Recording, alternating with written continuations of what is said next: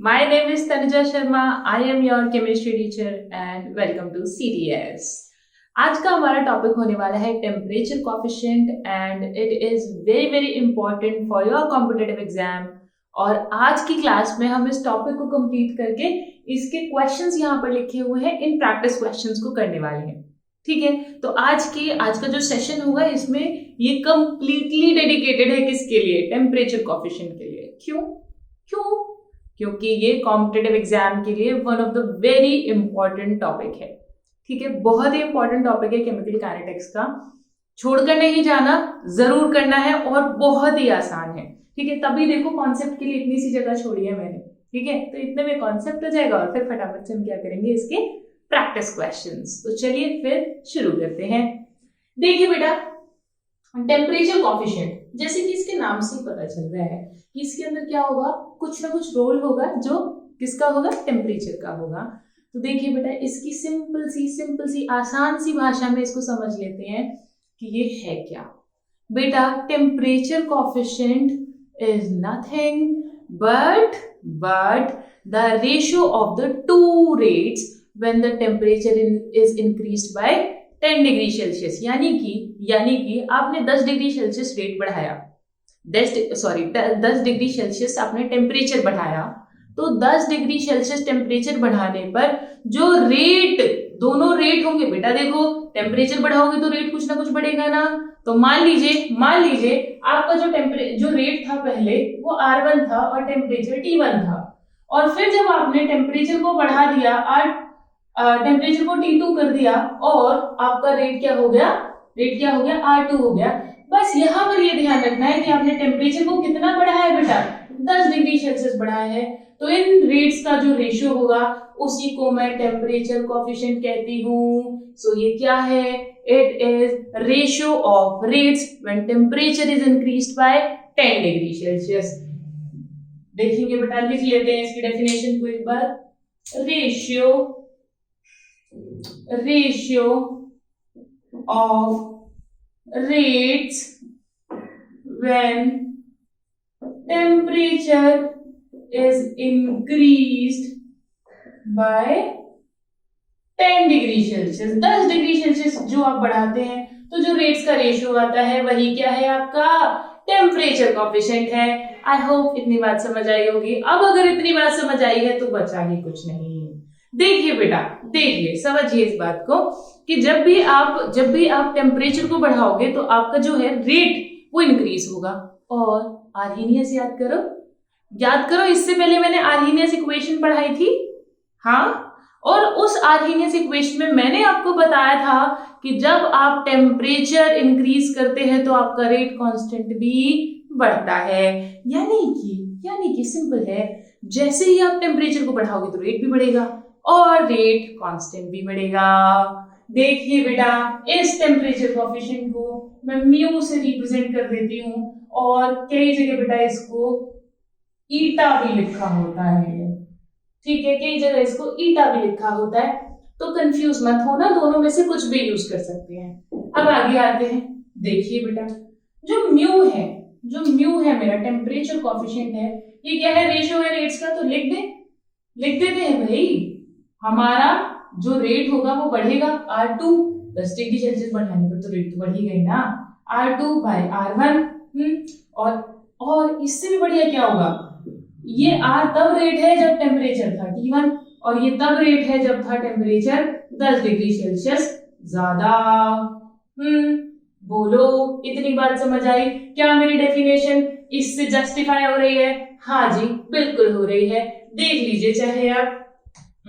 देखो, ratio of the rates when temperature is increased by 10 degree Celsius आपने बढ़ा दिया, यही तो है क्या, टेम्परेचर कोएफिशिएंट। अब देखो बेटा, ध्यान से देखो, अगर आपका रेट बढ़ेगा तो रेट कांस्टेंट भी पीछे नहीं हटने वाला, वो भी क्या होगा बेटा, बढ़ेगा ही। तो यहाँ पर ये लिख दूं क्या किसी को कोई दिक्कत नहीं होनी चाहिए भाई।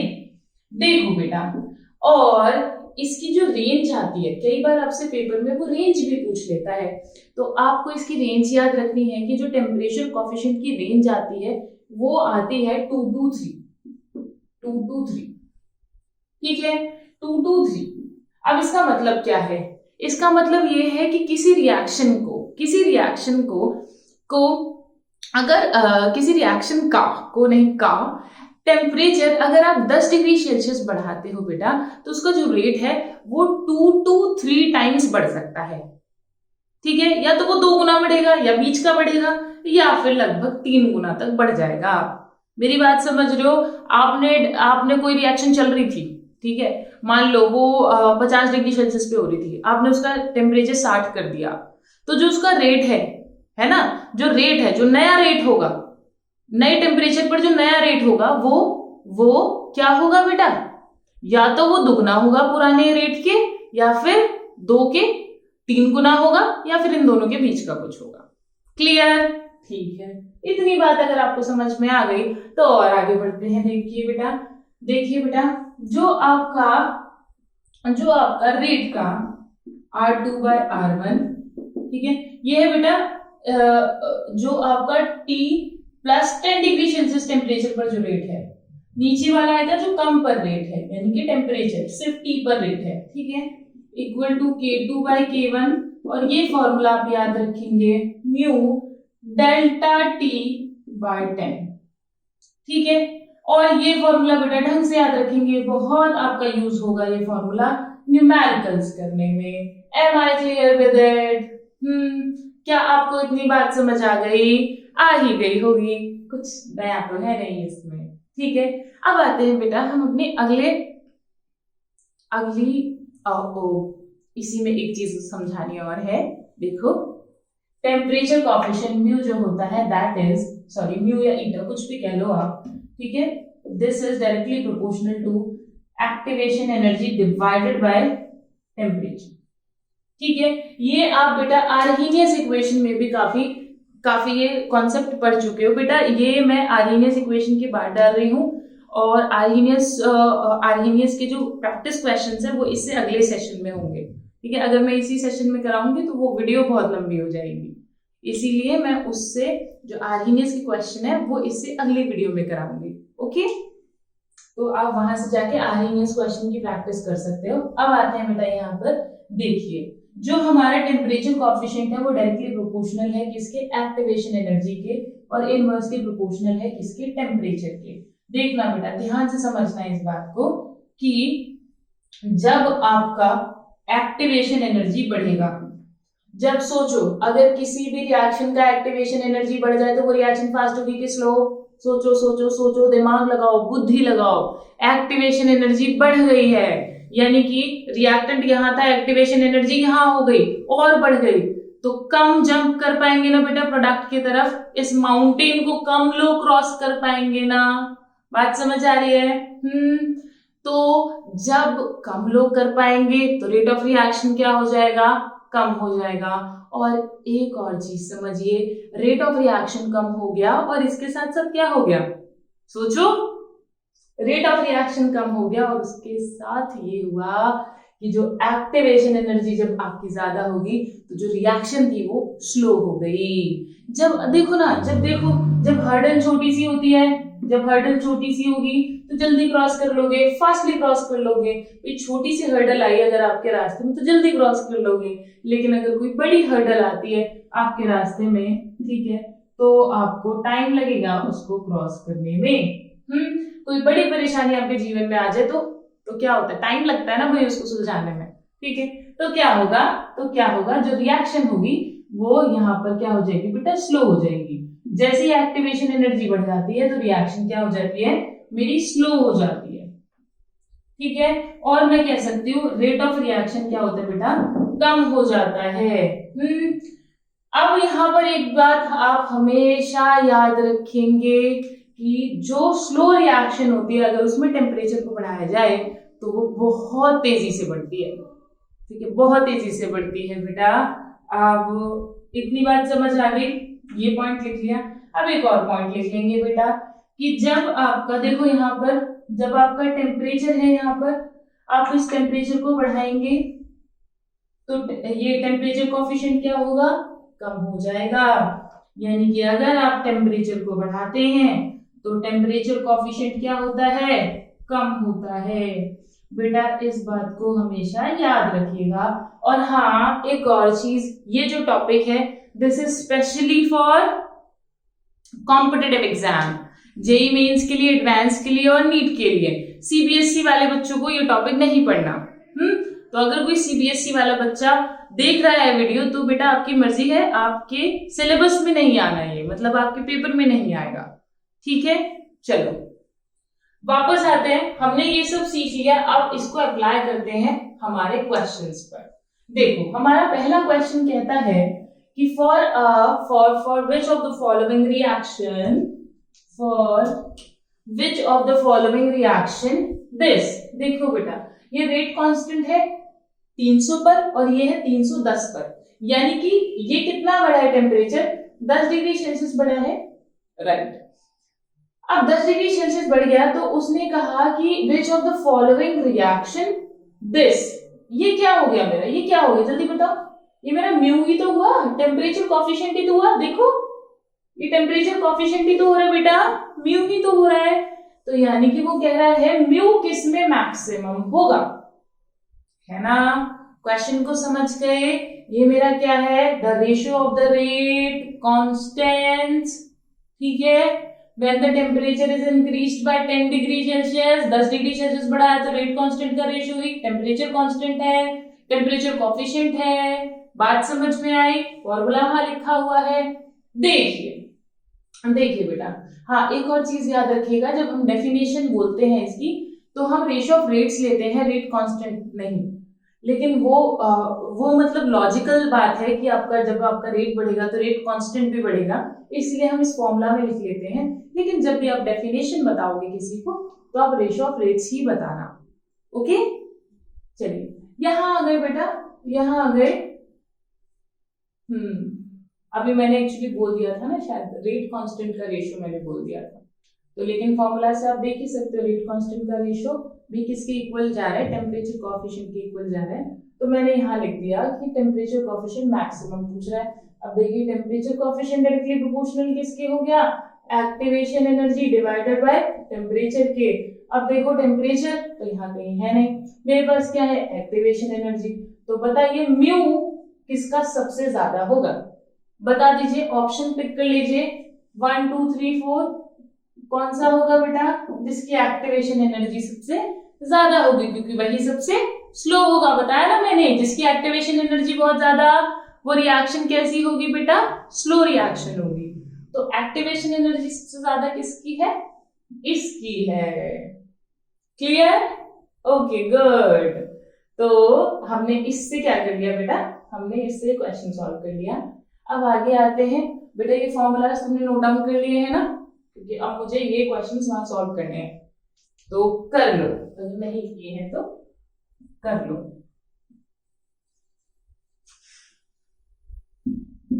ओके अब आते हैं बेटा हमारे अगले क्वेश्चन की तरफ। बिल्कुल ट्राइड एंड टेस्टेड है बेटा, कुछ मतलब कॉन्सेप्ट इतना अच्छा है कि बस दो फॉर्मूलाज है इसके, वो फॉर्मूलाज याद रखो and you will get your answer in seconds. देखो ब्लैक से कर लेते हैं answer. Question number second, question number second देखिए बेटा, टेम्परेचर कोएफिशिएंट उसने 2 दिया है and when temperature is increased from 30 to 100 degree Celsius the rate of the reaction increased by. तो देखो रेट पूछा है, तो R2 by R1 is equals to mu की पावर डेल्टा T by 10। यही था फॉर्मूला, यही था। अब तो कुछ बचा ही नहीं सवाल में। देखिए म्यू मुझे 2 गिवन है टेम्परेचर कोएफिशिएंट, है ना। डेल्टा टी कितना होगा, यानी कि टेम्परेचर में चेंज कितना आया होगा, 100 डिग्री, 30 से किस में ले गए हैं, 100 में ले गए हैं, तो चेंज कितने का आया होगा बेटा, 70 का आया होगा। ऑफ कोर्स आप T2 माइनस T1 करेंगे, T2 माइनस T1 करेंगे, यानी 100 माइनस 30 यू विल गेट 70। आपने लिखा यार 70 बाय 10 कट गया, 2 की पावर 7 कितना आएगा बेटा, 2 की पावर 7 कितना आता है, 128। ओके आसान था ना क्वेश्चन, तो बस आपने ऑप्शन पिक किया और कर दिया। देखिए कोई टाइम तो लगा नहीं इस सवाल में, कितना आसान क्वेश्चन था। बस आपको याद होना चाहिए इसका फॉर्मूला, ठीक है। अच्छा बेटा, अब नेक्स्ट क्वेश्चन पर आते हैं। वीडियो पॉज करके खुद करने की कोशिश करो बेटा। खुद कोशिश करो करने की, हो जाएगा। करो। मैं 1 मिनट सांस ले लूं अपने। कर लिया ना? ठीक है, गुड। अब आते हैं, rate of reaction is doubled for every 10 degree rise in temperature. मुंह से बता रहा है वो कि 10 डिग्री सेल्सियस बढ़ रही है अगर, तो रेट जो है हमारा वो क्या हो जाता है, डबल हो जाता है। बेटा क्वेश्चन ऐसा भी आ सकता है कि वो कह दे कि रेट ट्रिपल हो जाता है, तो फिर आपको उसके अकॉर्डिंग करना पड़ेगा question. The increase in rate as result of increase in temperature by 10 degree Celsius. ठीक है, देखो वो पूछना चाह रहा है कि रेट में कितने का इंक्रीमेंट हुआ, तो कुछ नहीं करिएगा बेटा। हाँ, ये तो बेटा रेशियो पूछा था इसने, यहाँ पर इसने रेशियो पूछा था। और ये देखिए देखिए देखिए, यहाँ पे एक और चीज मैं आपको करके बता दूं। जब ये आपने कर दिया R2 bye R1 equal to 128, तो R2 कितना हो गया, 128 इंटू R1, यानी कि कितना बढ़ गया, 128 गुना, इसलिए टाइम्स लिखा हुआ है ऑप्शंस में। ठीक है, अच्छा चलो आगे आते हैं। डेल्टा टी की पावर म्यू की power del T by 10। Okay, आते हैं बेटा। उसने कहा मुझे, ये तो मुझसे पूछा ही है, तो इसको आप छोड़ दीजिए। मुझे गिवन है डबल हो जाता है। ओके, अब देखिए टेम्परेचर में डिफरेंस कितने का आया, 100 माइनस 10, 90 डिग्री सेल्सियस का डिफरेंस आ गया बेटा, है ना। तो 90 बाय 10 कर दो, काट दो, 2 की पावर 9, 2 की पावर 9 कितना आ जाएगा, बताइए जरा, बोलिए। 2 की पावर 9 कितना आ जाएगा? 2 की पावर 9 आएगा बेटा 1512। ठीक है, तो वही आपकी सेम चीज कैसे लिखेंगे, R2 बराबर 512 इंटू R1 टाइम्स। ठीक है, यानी कि क्या हुआ कि ये जो है ये 512 टाइम्स हो गया, 512 गुना हो गया इसके पहले वाले रेट के। Am I clear with it? Okay, ठीक है, तो चलिए बढ़ते हैं अपने लास्ट क्वेश्चन की तरफ। देखो बेटा, मैं आपको हर वीडियो में जो भी आपके लेक्चर्स होते हैं उनमें कोशिश करती हूँ कि मैं आपको हर एक टाइप का एक क्वेश्चन करा दूं, जिससे आपको जो क्वेश्चंस हैं, जब आप क्वेश्चन प्रैक्टिस करोगे, कहीं से भी करो, मॉड्यूल से करो, बुक से करो, ठीक है, and if you want then I can recommend you books, तो आपके पास ऑलरेडी हो कि ये किस तरह का, ये क्वेश्चन किस तरीके से होता है। ठीक है, तो बेटा ये जरूरी है हर एक टाइप का क्वेश्चन कवर करना। अब ये नहीं कि आप इसी तरह के क्वेश्चन को कम से कम 15 क्वेश्चन लेने और प्रैक्टिस करते रहें, वो तो यूजलेस होगा, बिल्कुल यूजलेस होगा, बिकॉज आप लोगों के पास सिलेबस बहुत होता है, फिजिक्स है, केमिस्ट्री है, मैथ्स है, बायो वाले बच्चों के पास बायोलॉजी है, तो बहुत सिलेबस होता है। तो ऐसा नहीं है कि आप एक टाइप के क्वेश्चन पकड़ो और पीछे पड़ जाओ उनके, नहीं, एक टाइप के 10 से ज्यादा क्वेश्चन नहीं करने हैं। ठीक है, ये नहीं कि पूरा पूरा तुम लगा रहे हो एक ही तरह के क्वेश्चन है और 50-100 सवाल कर रहे हो, उसके कोई फायदा नहीं होगा बेटा। हर एक टाइप के क्वेश्चन के लगभग 5 से 10 क्वेश्चन कर लो, बहुत हैं, और उनको बेटा अपने नोट्स में जरूर लिख लो, जरूर नोट्स में लिख लो, बिकॉज मान लो कि तुमने क्वेश्चन पहले कर लिया और तुम जब एग्जाम देने जा रहे हो उस टाइप का तुमने क्वेश्चन नहीं किया, ठीक है, या क्वेश्चन प्रैक्टिस ही नहीं किया, क्योंकि एक टॉपिक का नंबर लगभग साल में 2 बार ही आता है। अगर आप रेगुलर रिवीजन कर रहे हो तब आएगा, लेकिन पढ़ने के टाइम पे तो 2 ही बार आता है, एक तो जब बच्चा खुद पढ़ता है और एक जब पेपर आने वाला होता है और कहता है कि यार वो तो खत्म करके रखा हुआ है, बस रिवाइज करना है, तो 2 टाइम उसका नंबर आता है, और फिर पेपर से पहले, वो तो खैर अलग ही बात है पेपर से पहले पढ़ने की। तो इसीलिए हर एक टाइप का क्वेश्चन अपने नोट्स में इंक्लूड करो, इससे तुम्हारी बहुत हेल्प होगी, और नोट्स भी बिल्कुल प्रिसाइज बनाओ। ठीक है, ये नहीं कि तुमने कॉपी भर दी केमिकल काइनेटिक्स से, प्रैक्टिस की कॉपी अलग बना लो, नोट्स की अलग बना लो, ताकि जब आप उसको रिवाइज करो तो आपके पास जो नंबर ऑफ पेजेस होंगे जिनको आपको रिवाइज करना होगा वो कम दिखें। जब वो कम दिखेंगे तो पढ़ने का भी मन करेगा कि बस 4-5 पेजेस हैं भाई, ठीक है, या फिर इतने ही पेजेस हैं। तो जो भी आप नोट्स बनाते हो उसकी प्रैक्टिस कॉपी, मतलब जो नोट्स बना रहे हो उनको बिल्कुल अच्छे से बनाओ, प्रिसाइज बनाओ, हर एक टाइप के क्वेश्चन को उसमें इंक्लूड करो। और जो प्रैक्टिस की कॉपी होती है उसको अलग बनाओ, जिसमें तुम अच्छे से जी भर के काटा पीटी कर सको। और लास्ट में, बिल्कुल लास्ट में जब चैप्टर पूरा हो जाए बेटा, तो शॉर्ट नोट्स जरूर बनाओ। पूरे एक चैप्टर को लगभग 3 पेजेस में, मतलब एक ही चैप्टर को 3 पेजेस में कंप्लीट करने की कोशिश करो कि 3 पेजेस में कंप्लीट हो जाए, इससे ज्यादा पेजेस में ना जाए, ठीक है।